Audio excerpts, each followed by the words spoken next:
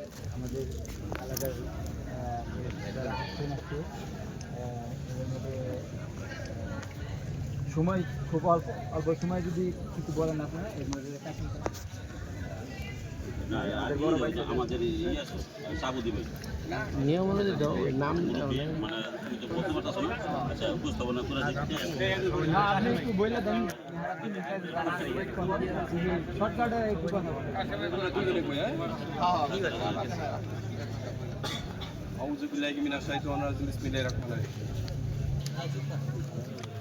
আসলে এই খেলাধুলা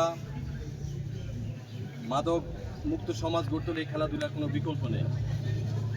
আমরা বিগত দিনে দেখেছি ফ্যাসিস্ট সরকার এই খেলাধুলা এবং শিক্ষা ব্যবস্থাকে ধ্বংস করেছে। 5 তারিখের পরে 5ই আগস্টের পরে একটি গণতান্ত্রিক সরকার পরিচালনার পথে আসার পরে বাংলাদেশ জাতীয় দল বিএনপি এই খেলাধুলাকে অগ্রাধিকার ভিত্তিতে দিয়েছেন এবং লেখাপড়ার মান উন্নয়নের জন্য কাজ করে যাচ্ছেন।